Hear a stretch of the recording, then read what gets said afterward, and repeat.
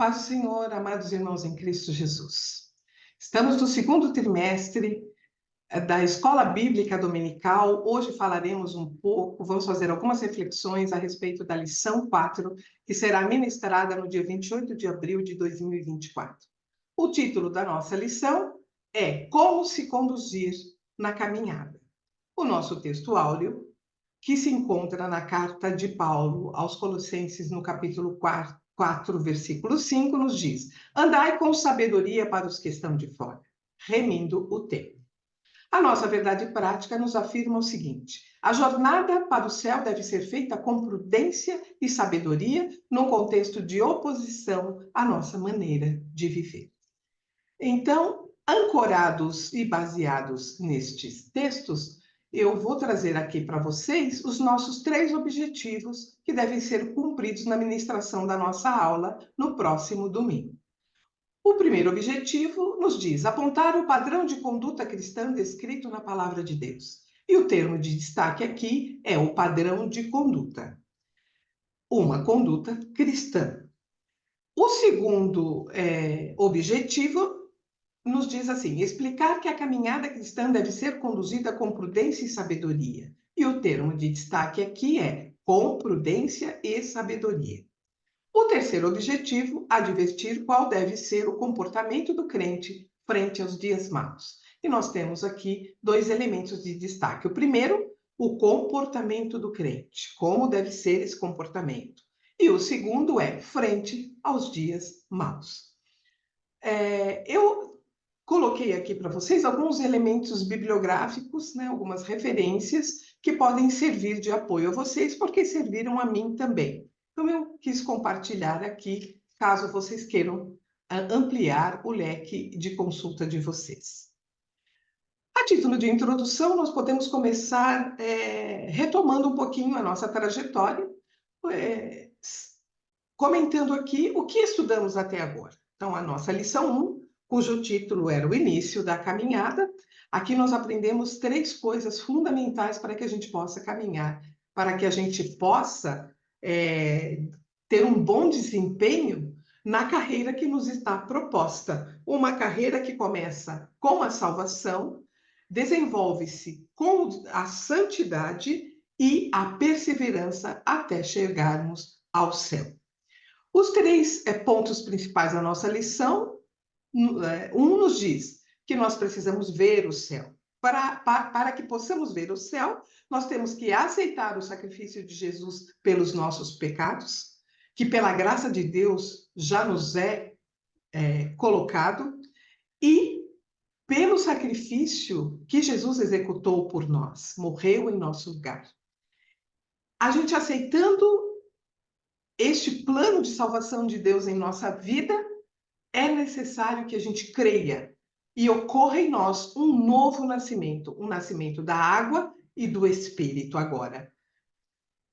E na lição 2, nós estudamos a porta estreita e a porta larga, que são os caminhos que são apresentados a nós durante a nossa vida, desde o nascimento até a nossa morte. E a nossa lição, nós vamos aprender que devemos, como aqueles que iniciam uma caminhada para o céu, devemos escolher a porta certa, a porta estreita e o caminho apertado, que não é um caminho confortável e de facilidades, porém ele nos conduzirá ao nosso alvo. E aí, na lição 3, a gente aprofundou um pouco o nosso alvo. Qual é o nosso alvo? Quando a gente começa a trilhar esse caminho, a gente enxerga o quê? O céu.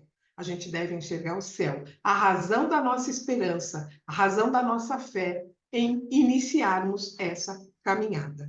E na lição 4, nós, depois de tudo isso, de ocorrer em nós o novo nascimento e fazermos a escolha pela porta estreita, nós começamos uma jornada para o céu. E como é essa jornada para o céu, nós vamos explorar um pouquinho nesta lição 4. A lição 4 tem como título Como se conduzir na caminhada, e eu achei que seria interessante a gente explorar um pouquinho do ponto de vista da linguagem, do ponto de vista linguístico, como é que se compõe esse título, porque ele vai nos trazer elementos para a gente explorar a nossa lição de forma bastante consciente. O primeiro elemento desse título é a palavra como. A palavra como é um advérbio interrogativo que vem aqui nesse título, nos questionando, nos alertando de como se conduzir na caminhada. Qual é a maneira? Qual é o modo? Qual é a forma de nós realizarmos a ação de nos conduzirmos na caminhada? Então, existe uma maneira que nos leva ao céu. Qual é essa maneira? A segunda palavra de destaque do título é a palavra conduzir, que significa como eu devo me portar, como eu devo me comportar, como eu devo me guiar, como eu devo me dirigir na caminhada. E aqui nós temos essa partícula aqui da língua portuguesa, a palavra ser, que ela pode ser interpretada nesse título sobre dois aspectos. O primeiro aspecto de destaque aqui a palavra ser um pronome reflexivo, que traz o significado de que a realização da ação de conduzir, ela se reflete na própria pessoa que vai conduzir. Então, no próprio sujeito. Então, é como eu conduzo a mim mesmo nessa caminhada. Como eu vou me conduzir? Qual é a maneira que eu devo caminhar, que eu devo andar e realizar esta caminhada. E o que é uma caminhada? É um trecho de um longo caminho que eu tenho a percorrer. Então, eu tenho que percorrer um caminho, e como é que eu vou percorrendo esse caminho? Olhando para o alvo, a chegada ao céu. O segundo elemento que a gente pode também analisar aqui nesse título é observando ainda que essa partícula C, ela pode também trazer um elemento que a gente chama de partícula passivadora, que significa que os sujeitos da ação, o sujeito da ação é aquele que é conduzido por alguém. No caso, o Espírito Santo. Então, como somos conduzidos na caminhada pelo Espírito Santo, que a pedido do Senhor Jesus veio para nos ajudar nessa jornada. Então, nós temos a nossa ação, a ação humana, como nós nos conduzimos, quais as escolhas que fazemos, e também temos a ação do Espírito Santo, que nos dirige, que nos guia, que nos ensina como nos comportar nessa caminhada. Essa partícula apassivadora nos diz que o sujeito da ação é o Espírito Santo e nós somos conduzidos por ele. No primeiro elemento, em considerando esse ser como um pronome reflexivo, o objeto e o sujeito é a gente mesmo, como eu me conduzo. A partir das orientações do Espírito Santo, como é que eu vou fazendo as melhores escolhas? Então, é algo muito sério, irmãos, porque o Espírito Santo ele não vai nos obrigar, mas ele vai nos aconselhar, nos orientar, nos exortar. E quem tem que tomar as decisões somos nós mesmos. Como nós nos conduzimos. Como nós nos conduzimos. Um olhar para o texto áureo nos traz aqui alguns elementos para que a gente possa pensar durante a nossa aula. O primeiro elemento aqui, eu separei esse texto áureo em alguns blocos. A parte A do bloco 1, e eu estou chamando de bloco 1 aqui, andar com sabedoria para os que estão de fora. A parte A do bloco 1, nós temos o verbo andar, e vamos atentar para o significado das palavras. É muito importante quando a gente faz esse trabalho de pesquisa. A palavra andai no grego quer dizer vivam, comportem-se. Então, andai com sabedoria, vivam com sabedoria, comportem-se com sabedoria. E o que significa comportar-se com sabedoria?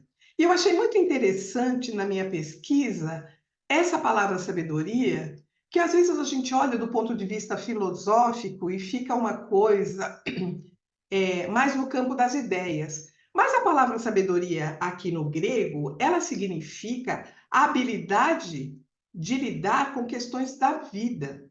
A sabedoria aqui é uma habilidade prática, que é baseada no bom senso, para que a gente possa fazer as nossas escolhas e formular os nossos planos. Como que a gente, então, vai andar e se conduzir nesta caminhada para o céu com uma sabedoria prática, vivida, vivenciada, que não fica só no nosso intelecto, que não fica só como um sentimento no nosso coração, mas como ela se traduz em quê? Ela se traduz em ações, em atitudes que a gente vai tomando durante essa caminhada. E eu achei muito interessante isso.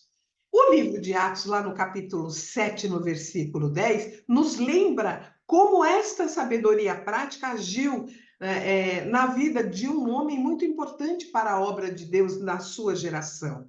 Esse texto nos lembra de José. Como que ele foi, como Deus utilizou na vida dele, lhe deu graça e favor, como está escrito lá, para que ele se destacasse pelas suas ações frente ao faraó e por causa dessa sabedoria ele tornar-se o governador do Egito para que abençoasse não só o Egito, mas também todas as nações, inclusive a nação de Israel. Então, que essa sabedoria de Deus ela seja um alvo a ser alcançado por nós na nossa caminhada. A parte A, o bloco 2, diz que nós temos que andar com sabedoria, uma sabedoria prática de testemunho, de vida, para os que estão de fora. Quem são aqueles que estão de fora? São os nossos opositores, aqueles que se opõem a nós. São aqueles que não são de Cristo, que fazem oposição à palavra de Deus e, por consequência, fazem oposição a nós, os cristãos. A própria palavra de Deus nos diz que nós seríamos odiados pelo mundo. Então, irmãos, não podemos achar que será fácil este relacionamento com aqueles que se opõem a nós. Eu trago aqui 2 textos ilustrativos da palavra, da primeira carta de Pedro, um do capítulo 2, outro do capítulo 3. O do capítulo 2 nos diz assim: que Deus quer que nós façamos o bem para que aqueles que são ignorantes e tolos, que não veem o reino de Deus, que não conhecem o reino de Deus, não tenham nada que dizer contra nós. Então, irmãos, é muito importante o uso dessa sabedoria prática para que a gente tenha uma vida ilibada, uma vida sem contradições, uma vida sem incoerências diante da palavra de Deus, para que aquele que nos vê, aquele que nos julga, aquele que quer desqualificar a obra de Deus na nossa vida e a obra de Deus como um todo, fiquem envergonhados. É isso que lá no capítulo 3, no versículo 16, diz: façam tudo com educação e respeito, para que aqueles que nos insultarem, para que aqueles que falarem mal da nossa conduta fiquem envergonhados. E isso ocorre muitas vezes, temos muitos testemunhos a contar, que não cabe aqui agora, mas eu sei que se os irmãos puxarem pela memória de vocês, vão se lembrar quantas vezes nós, pela nossa conduta, nós envergonhamos aquele que queria nos insultar e desqualificar a nossa pessoa na qualidade de cristã. A parte B do texto áureo nos diz assim: remindo o tempo. Então, recapitulando, andai com sabedoria para os que estão de fora, remindo o tempo. E é muito interessante a gente mergulhar nesse universo, né, do entendimento do que as palavras e dos sentidos e significados que as palavras trazem. Remindo o tempo. O que é remir? Lá no grego, no sentido figurado, a palavra remir significa aproveitar a oportunidade. Significa adquirir a posse ou o poder do tempo para uso próprio. Que coisa linda, que coisa interessante que a palavra de Deus nos traz, né? Então, vamos aproveitar a oportunidade, as oportunidades, vamos tomar posse do tempo que Deus nos dá para que possamos andar com sabedoria, para que possamos aproveitar o tempo. E o que é esse tempo que nos traz este texto áureo? É o tempo Kairos, que também está ligado ao aproveitamento de uma oportunidade, de uma ocasião, aproveitar o momento ideal quando ele se apresenta a nós, para que possamos realizar a obra de Deus, promover a nossa santificação, viver uma vida de oração, uma vida de leitura da palavra de Deus, uma vida que medita na palavra de Deus. Lembrando que existe o tempo Cronos, né? Que é a contagem das horas do tempo, mas especificamente neste texto, o sentido é do termo grego kairos.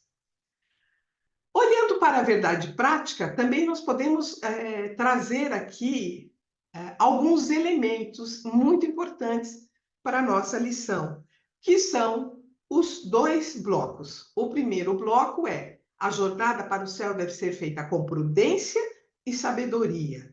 E o segundo bloco, num contexto de oposição à nossa maneira de viver. Então, olhando para a palavra prudência, qual é o significado dessa palavra? O que a gente quer dizer com isso? Prudência é a qualidade própria de quem age com cuidado para evitar más consequências. É agir com ponderação, com sensatez, é pensar antes de realizar. Então, como cristãos, isso é fundamental, porque é melhor obedecer do que sacrificar. Então, é melhor que a gente pense antes de realizar tarefas para que depois não venhamos a ter arrependimentos. Então, a palavra prudência na condução da nossa vida nessa jornada, ela é de fundamental importância.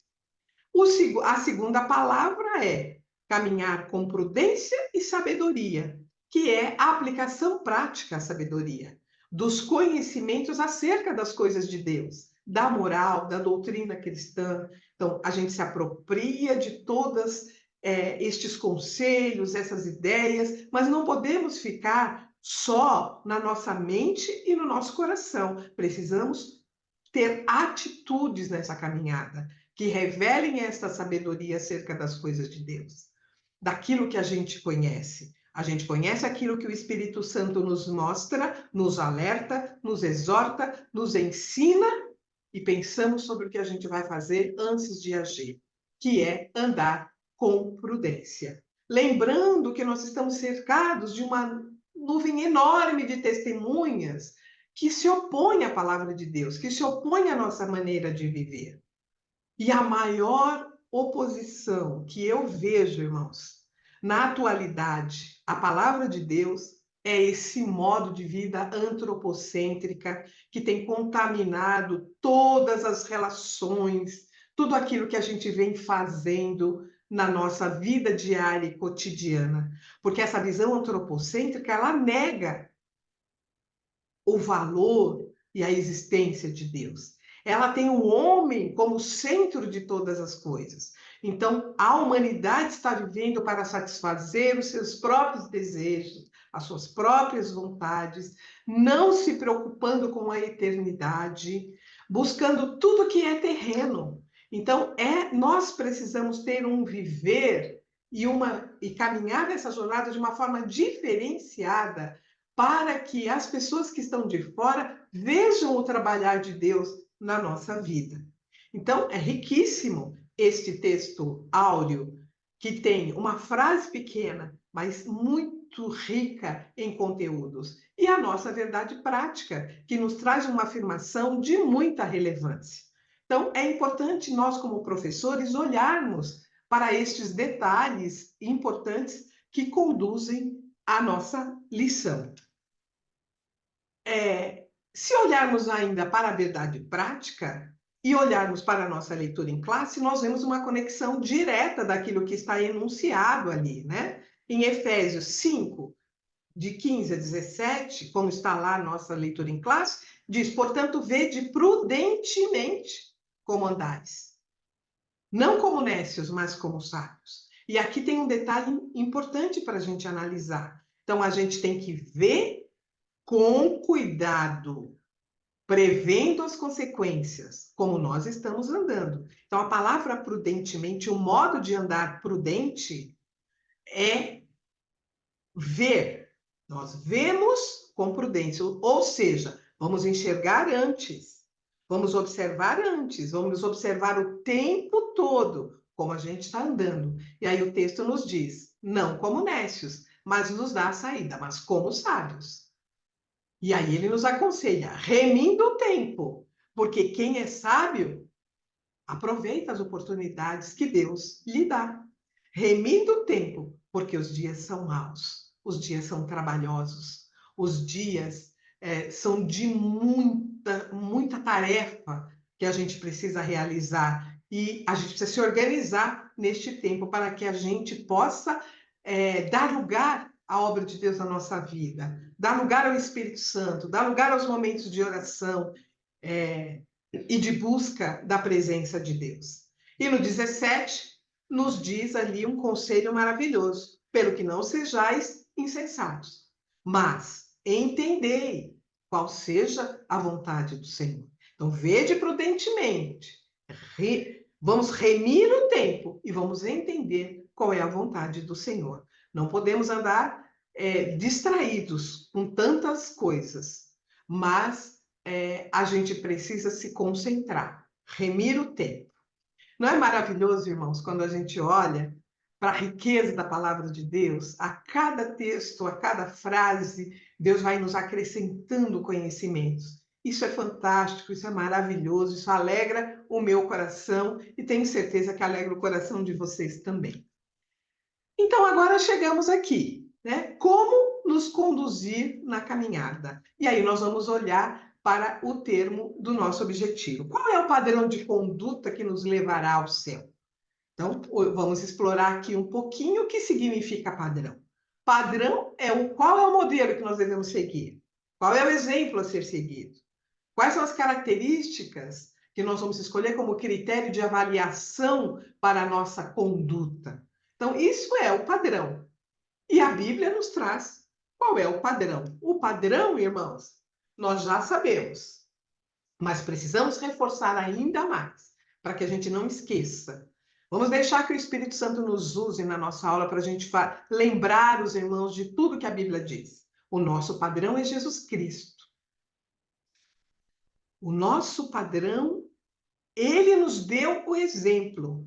Lá em João, no capítulo 13, versículo 15, ele mesmo nos diz: porque eu vos dei o exemplo, para que, como eu fiz, façais vós também. Então, queremos ter uma maneira de nos conduzir ao céu. Como que eu chego ao céu? Olhe para Jesus, ande como Jesus, haja como Jesus. É isso o que a palavra de Deus nos traz. Qual é a fonte? Onde eu encontro, então, Jesus? A gente também já sabe, nós vamos só reforçar. A nossa fonte é a Bíblia. Se queremos entender a vontade de Deus, como está lá na nossa leitura em classe, precisamos ler a Bíblia. Precisamos conhecer a Bíblia. É nela que nós encontramos as orientações para o desenvolvimento da nossa conduta em conformidade com a vontade de Deus. Nós não precisamos de outro manual. Hoje nós temos no mundo, irmãos, muitas vozes, inclusive no nosso meio evangélico. Porém, tudo o que nós ouvimos de outras fontes, nós precisamos conferir com a Bíblia Sagrada, se está ou não de acordo com os ensinamentos que lá estão. Porque em Timóteo, lá na segunda carta a Timóteo, um texto bastante conhecido, nós já sabemos que toda a escritura é inspirada por Deus e ela é útil, para o ensino, e ela é suficiente, ela é eficaz para o ensino, para a repreensão, para a correção, para a instrução. Então, busquemos nos aprofundar e vamos levar esse desejo, aos nossos alunos da nossa escola bíblica dominical. Irmãos, eu queria compartilhar aqui um momento que me encheu de gozo o meu coração ao estudar essa lição, que é ler o Salmo 1, o Salmo 1, na Nova Versão Internacional. Ele traz um texto que trouxe muita alegria ao meu coração. Eu queria compartilhar com vocês, porque tem tudo a ver com andar com sabedoria e prudência para os que estão de fora, remindo o tempo. Num contexto de oposição que a gente vive, a palavra de Deus diz assim: felizes são aqueles... Opa, desculpa aqui, irmãos. Felizes são aqueles que não se deixam levar pelo conselho dos maus, que não seguem o exemplo dos que não querem saber de Deus e que não se juntam com os que zombam de tudo que é sagrado. É o que mais nós temos visto hoje no mundo. Pelo contrário, o prazer deles está na lei do Senhor. E nessa lei, eles meditam de dia e de noite. Essas pessoas que assim fazem são como árvores que crescem à beira de um riacho. Elas dão frutas no tempo certo. E as suas folhas não murcham. Assim também, tudo que essas pessoas fazem dá certo. O mesmo não acontece com os maus. Eles são como a palha que o vento espalha. No dia do juízo, eles serão condenados e ficarão separados dos que obedecem a Deus. Pois o Senhor dirige e abençoa a vida daqueles que lhe obedecem. Porém, o fim dos maus são a desgraça e a morte. Que nós possamos nos livrar, que Deus nos guarde, para que a gente não chegue como os ímpios neste último dia, no fim dos dias. Desta forma. Irmãos, é maravilhoso este salmo e vamos vivenciar esse salmo e não só lê-los com um certo encanto, achando maravilhoso e guardando só no nosso sentimento, mas vamos vivenciar, andar, né? Vamos nos comportar como esse salmo nos aconselha. Como fazer a vontade de Deus nos dias maus? A lição nos diz que é muito difícil a gente fazer a vontade de Deus sozinhos, mas nós temos um auxílio, nós temos ferramentas que nos ajudam a nos conduzir, a conduzir a nós mesmos nessa caminhada. Nós temos o Espírito Santo pelo qual somos orientados nesta caminhada. A nossa primeira ferramenta é a fé. Sem a fé é impossível agradar a Deus. É necessário que nós que nos aproximemos de Deus creiamos que Ele exista e que Ele existe, né? Então, irmãos, a primeira coisa que a gente precisa buscar na nossa vida é fortalecer a nossa fé para que nós possamos fazer a vontade de Deus. Outra ferramenta importante é obedecer e viver a palavra de Deus. Então, é melhor obedecer, a gente já falou sobre isso aqui, do que sacrificar. Precisamos vivenciar na prática, usar aquela sabedoria prática para que a gente viva a palavra de Deus. Então, a vontade de Deus se traduz pela fé, pela obediência, pela vivência que temos da palavra de Deus. Nós, então, precisamos obedecer e conhecer a palavra, seguir na prática, não só lermos e estudarmos, mas vivenciarmos. E eu estou reforçando isso aqui, por quê? Porque essa é a única maneira de nós nos conduzirmos bem na caminhada. Tiago, lá na primeira carta de Tiago, lá na carta de Tiago, no capítulo 1, no versículo 25, ele diz assim: o homem que observa atentamente a lei, persevera na prática dessa lei, será feliz naquilo que fizer. Então, não é só observar atentamente, e aí está as ações de ler e estudar, mas perseverar na prática, que aí está a ação de vivenciar. Se fizermos isso, seremos felizes e teremos sucesso na nossa caminhada. Não esquecendo que o principal auxílio do crente na caminhada é a presença do Espírito Santo. Nós temos que nos conduzir a nós mesmos, mas nós temos que dar lugar ao Espírito Santo, porque é Ele que nos consola, nos orienta, nos dirige. Quantas dúvidas aparecem na nossa vida, no meio da nossa caminhada, e o Espírito Santo vai limpando as dúvidas, vai nos dando assistência nos momentos de tristeza e de desânimo. Então, um aspecto importante para que a gente se conduza bem na caminhada é dar lugar ao Espírito Santo. João 14, 26 nos diz que o conselheiro, o Espírito Santo, que o Pai nos enviará, e que o Pai já nos enviou, em nome de Jesus, ele vai nos ensinar e está nos ensinando a cada dia as coisas que nós temos que aprender e nos fazendo lembrar de tudo que Jesus disse e praticou. Então, irmãos, é fundamental que a gente tenha isso. Voltando aqui um pouquinho. a gente tenha fé, a gente obedeça, a gente viva a palavra, a gente pratique e persevere na prática da palavra e a gente tenha o Espírito Santo bem próximo a nós. Não vamos extinguir o Espírito da nossa vida, como diz a palavra. Não vamos entristecer o Espírito, mas vamos dar lugar ao Espírito Santo de Deus. Amém, irmãos? Que Deus nos abençoe nisso.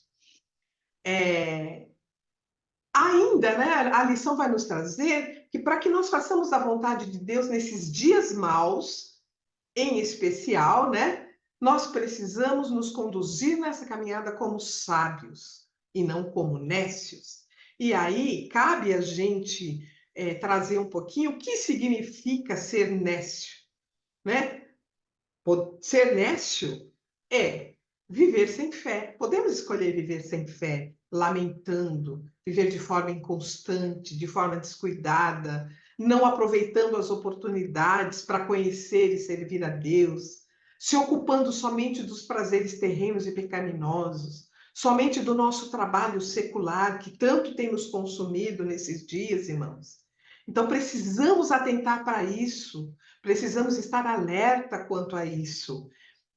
A lição nos diz que não devemos ser nécios, devemos ser sábios.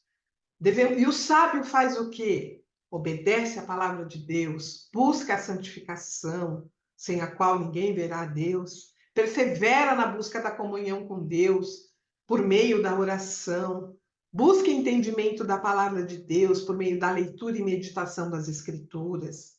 Como está difícil, a pressão é tão forte nos nossos tempos, nesses dias maus, o diabo está agindo tanto na vida das pessoas, que em muitos momentos de oração, para a gente se conectar com Deus, irmãos, é uma dificuldade. A gente geme, a gente pede auxílio do Espírito Santo, porque a gente está conectado com muitas coisas dessa terra. E para a gente se desconectar das coisas materiais e nos conectarmos com o céu, com as coisas espirituais, às vezes a gente demora um certo tempo quando a gente vai orar. Então, irmãos, precisamos estar alerta quanto a isso e não desanimarmos e não nos esquecermos disso.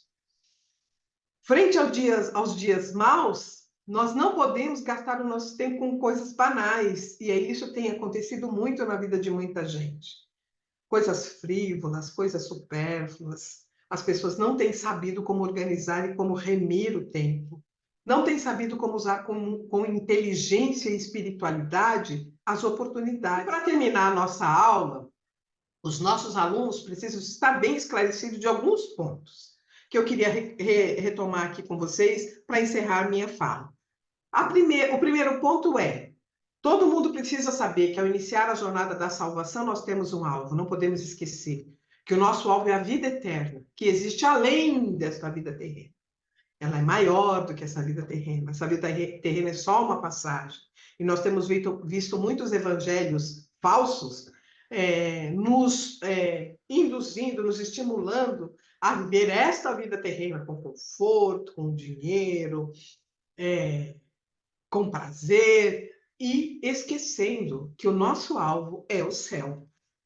O segundo tópico, que nós não podemos sair da aula sem ter claro, é que nós podemos contar com a presença do Pai, do Filho e do Espírito Santo. Não estamos sozinhos na nossa peregrinação.